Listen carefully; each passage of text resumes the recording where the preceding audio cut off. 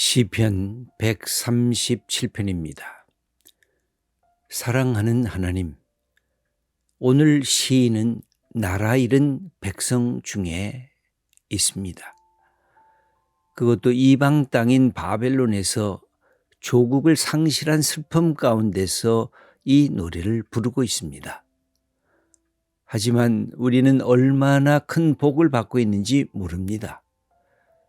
때로 나라를 잃어버렸을 때도 있었지만 지금 내 나라에서 살고 있습니다.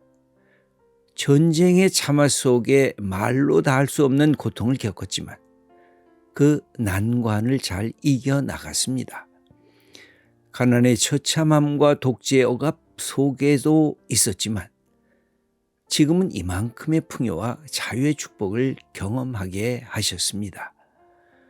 이 모든 것이 다 하나님의 은혜요 인도하심 때문입니다. 아멘. 오늘 시편은 슬프고 외롭고 처참한 비참한 자기의 모습을 이렇게 반추해 보면서 하나님 앞에 한편으로는 하나님 앞에 탄식하고 하소연하고 다른 한편으로는 우리의 이렇게 된 처지를 하나님 앞에 아뢰고 이 어려움을 당하게 한 에돔 족속과 바벨론을 향해서 저주를 퍼붓고 있는 그런 시라고 할 수가 있습니다. 여기 시인의 자기의 모습은 어떤 존재일까? 사로잡힌 존재라는 것입니다. 내 자유와 내가 갖고 있는 해방의 자율성을 갖고 있는 존재가 아니라 사로잡혔다. 그리고 황폐하게 되었다. 그 표현을 하고 있는데 우리 3절부터 한번 읽어보겠습니다. 우리를 사로잡은 자가 거기서 우리에게 노래를 청하며 우리를 황폐하게 한 자가 기쁨을 청하고 자기들을 위하여 시온의 노래 중 하나를 노래하라 함이로다. 여기에 보면 우리가 사로잡힌 자가 되었고 우리가 황폐하게 된 자가 됐는데 우리를 이렇게 만든 그런 바벨론 사람들이 주권자로서 자기가 주인으로서 우리를 노예처럼 네가 네 나라의 노래를 우리를 위해서 한번 불러봐라. 우리가 좀 기뻐하고 싶구나. 너의 노래, 너의 그 아름다운 그 찬양, 하나님을 찬양했던 그 노래로 한번 불러봐라. 우리가 그것을 보면서 즐거워하겠다 하고 자기네들을 황폐하게 했던 바벨론의 그 지배자들이 이스라엘 백성의 포로된 자들을 향해서 이렇게 요청할 때 그 마음의 억장이 무너지는 것 같은 아픔을 경험하게 됩니다. 아니 우리가 하나님을 위해서 불렀던 노래를 우리를 황폐하고 우리를 노예처럼 부리는 이 바벨론의 군주와 지배자들 앞에서 우리가 하나님의 노래를 부를 수가 있겠는가? 우리가 참담하도다 하면서 그들 자기 자신들의 처지를 안타깝게 여기면서 노래하는 그 찬양하는 그 모습인 것입니다. 여기에 4절과 5절 말씀이 이들이 갖고 있는 것을 고백하고 있는데 읽겠습니다. 우리가 이방 땅에서 어찌 여호와의 노래를 부를까? 예루살렘아 내가 너를 잊을진대 내 오른손이 그의 제주를 잊을지로다. 우리가 이방 땅에서 이렇게 포로된 자가 돼서 어떻게 하나님을 노래할까? 우리의 모습이 너무 탄식하고 참담하구나 이렇게 고백을 하고 있습니다. 여러분 우리가 갖고 있는 우리의 역사 20세기의 이 짧은 한 세대의 역사만 봐도 우리가 얼마나 고통을 당했습니까?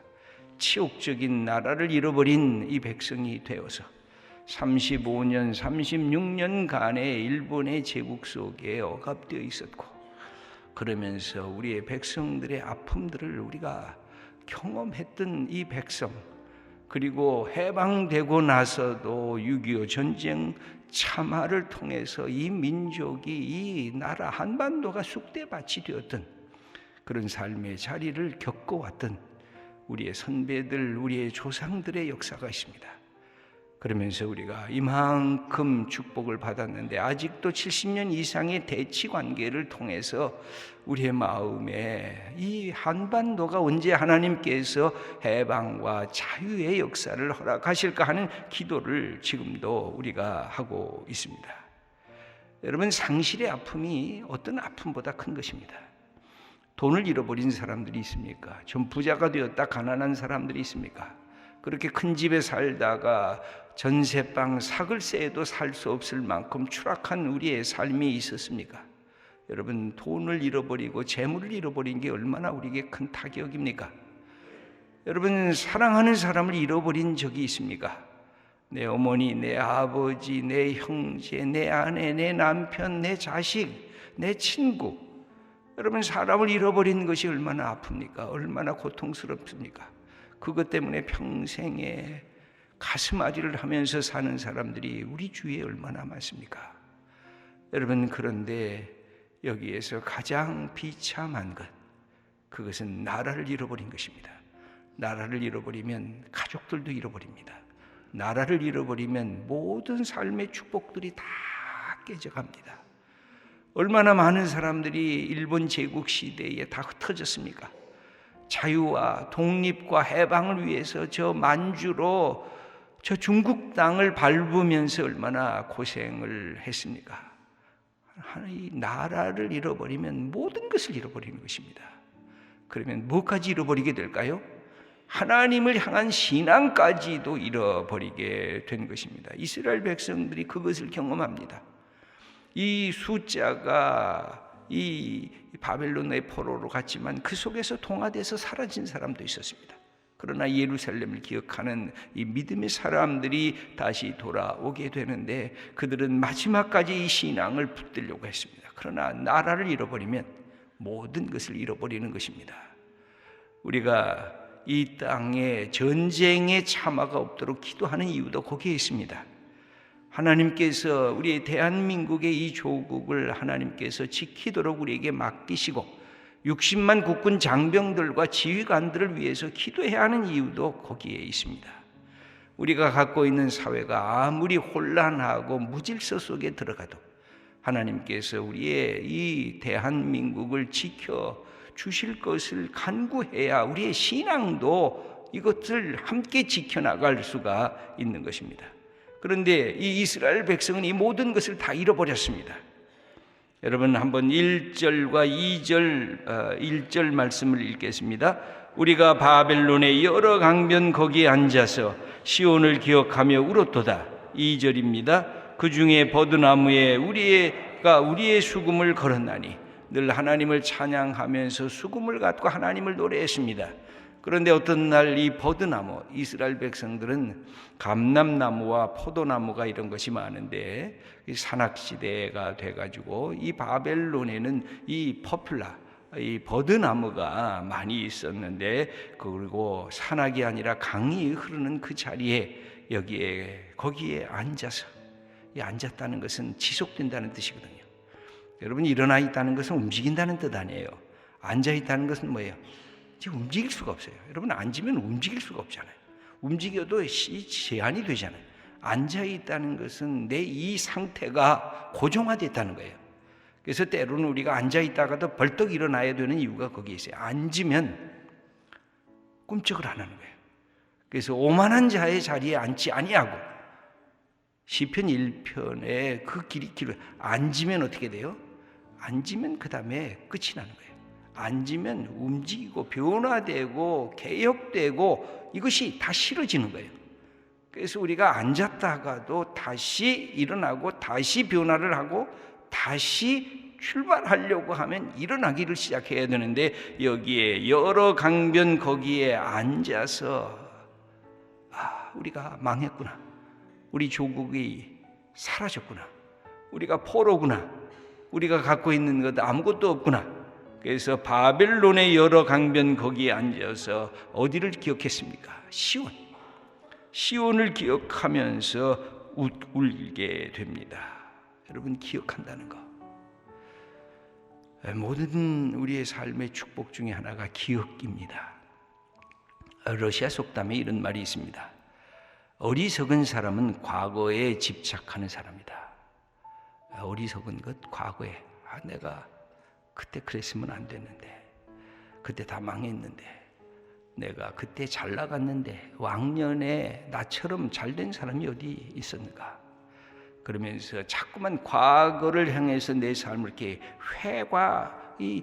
회상하는 데 초점이 됩니다. 여러분, 나이 든 분들이 이것을 넘어가야 돼요. 나이 든 분들의 특징은 뭐냐면 자꾸만 과거에 살아요. 내가 과거에 어땠는 줄 아냐? 내가 과거에 한 자리 어디 차지했는 줄 아냐? 과거 회상하는데 멈춰서는데, 그것이 일종의 잘못하면 과거에 집착하는 삶이 될 수가 있습니다. 나이가 들면서 우리의 삶이 고정화되면서 자꾸만 이렇게 과거에 집착합니다. 그래서 어리석은 사람은 과거에 집착하는 사람이다.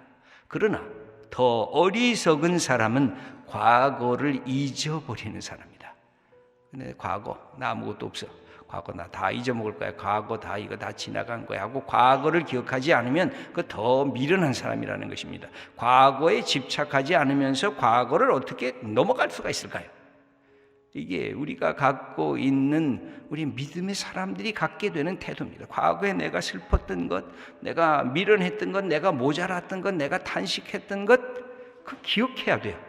내가 과거에 어떤 자리에 있었는지, 예수 믿으면서 내가 과거에 하나님 앞에 얼마나 불충했는지, 하나님 앞에 얼마나 하나님의 뜻을 이루지 못했는지를 내가 알아야 돼요.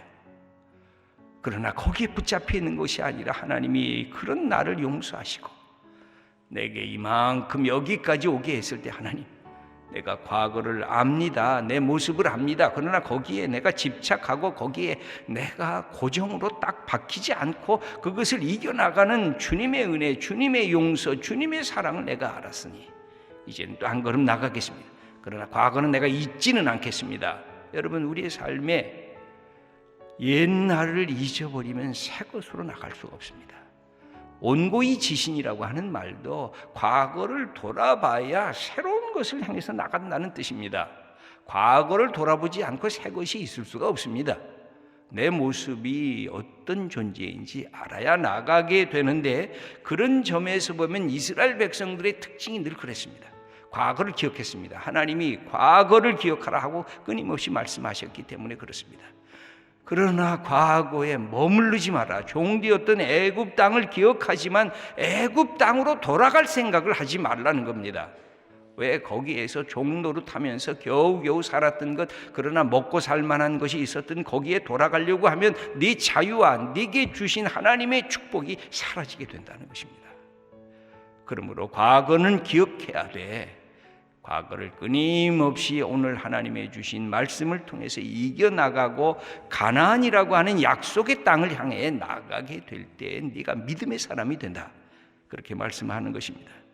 그런데 여기에 버드나무에 수금을 걸었더니 바벨론 사람들이, 야, 우리 위해서 한번 노래 불러라. 하나님, 이게 우리의 모습이 바로 이렇습니다 하면서 탄식하는 것입니다. 그러면서 5절과 6절의 말씀을 읽겠습니다. 예루살렘아, 내가 너를 잊을진대 내 오른손이 그의 재주를 잊을지로다. 내가 예루살렘을 기억하지 아니하거나 내가 가장 즐거워하는 것보다 더 즐거워하지 아니할진대 내 혀가 내 입천장에 붙을지로다. 여러분, 아주 놀라운 고백을 하고 있죠. 내가 너를 잊을진대 예루살렘아, 그렇다고 하면 내 오른손에 그 모든 제재가 다 사라져도 어떻게 내가 내 조국을 잊을 수가 있는가? 이게 이 시인이 우는 것, 이 바벨론의 강변에 앉아서 시온을 기억하며 우는 것은 조국에 대한 울음이기도 해요. 내 조국에 대한 울음. 동시에 그것은 신앙에 대한 울음이기도 해요. 내가 조국을 깨어서 내 신앙의 자유까지도 빼앗겼구나. 그리고 이것은 하나님 뜻에 순종하지 아니한 내 죄악과 내 부끄러움에 대한 울음이기도 해요.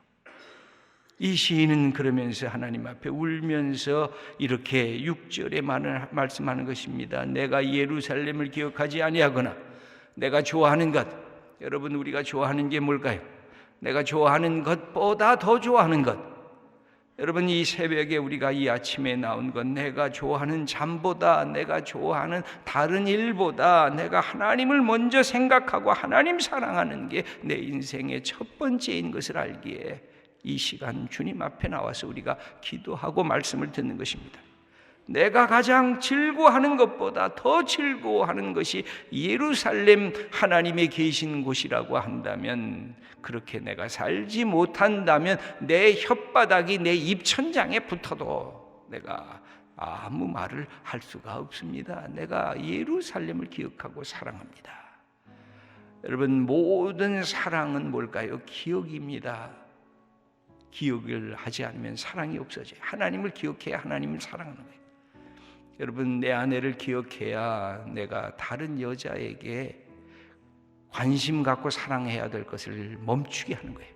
내 남편을 기억해야 내가 가정의 소중함을 알고 남편을 위해서 밥 한 그릇을 만들 수가 있는 거예요. 기억하지 않으면. 여러분, 우리의 자녀들이 저절로 머릿속에 기억이 되잖아요. 우리 아들, 우리 딸 어떻게 하나님의 사람으로 세움을 받을까? 여러분, 마음속에 교회가 기억이 되잖아요.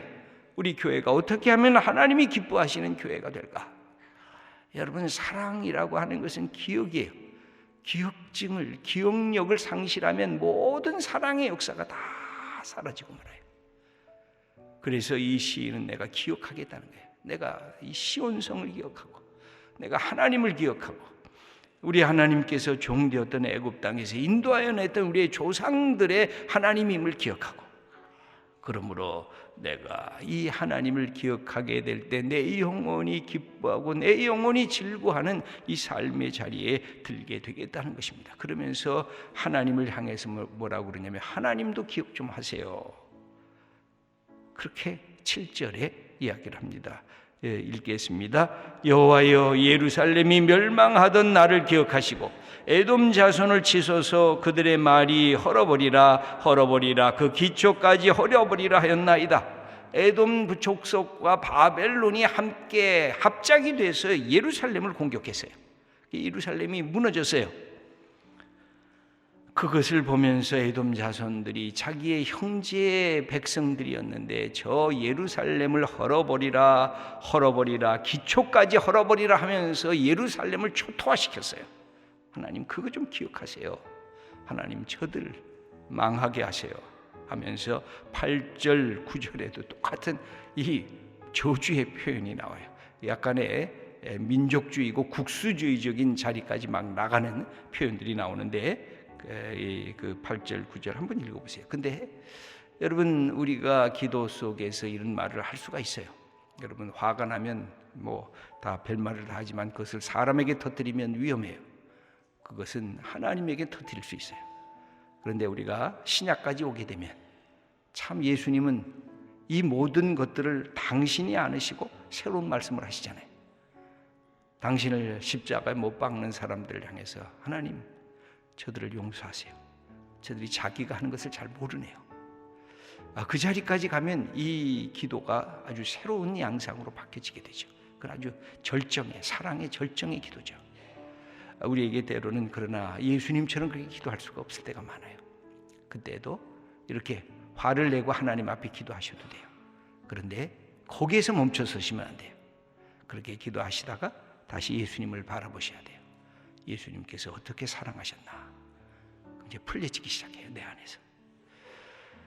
사랑하는 성도 여러분, 우리 나라가 지금 위기 속에 있습니다. 하나님께서 나라를 위해서 기도하도록 우리에게 부탁을 하고 계십니다. 여러분, 나라 위해서 기도하시고, 하나님께서 이 대한민국을 여기까지 얼마나 축복해 주셨습니까? 우리가 다시 겸손하게 우리의 나라, 우리의 교회를 바로 세우는 일에 쓰임 받을 수 있도록 우리가 하나님 앞에 간절하게 기도하고, 저 북녘의 땅에도 이 복음의 역사가 들어오도록 함께 기도하며 주님의 사람으로 세움을 받게 되시기를 축원합니다.